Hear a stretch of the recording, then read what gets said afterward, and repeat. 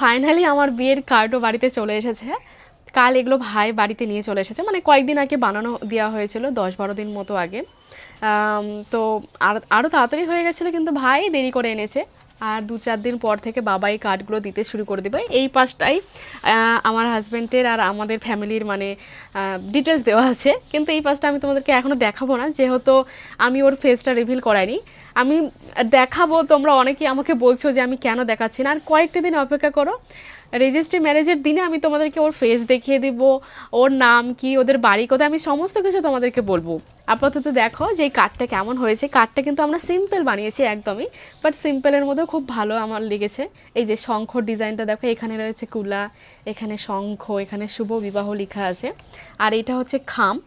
এই খামে এখানে যখন আমরা এটাকে ফোল্ড করে এখানে ঢুকাবো, তখন এটা দেখতে কীরকম লাগবে আমি তোমাদেরকে বলছি। দাঁড়ো, এটা কিন্তু একদমই একটা সিম্পল কার্ড, আমরা খুব বেশি দামি করিনি, অল্প টাকায় খরচা করেছি কার্ডের জন্য, কার্ডের উপরে। এই যে এখানে দেখো কুলাটা বাইরে থেকে, তবুও ভালো লাগছে, আমার তো ভালোই লেগেছে। তো এই কার্ডটা তোমাদেরকে কীরকম লাগছে কমেন্টে অবশ্যই জানাবে।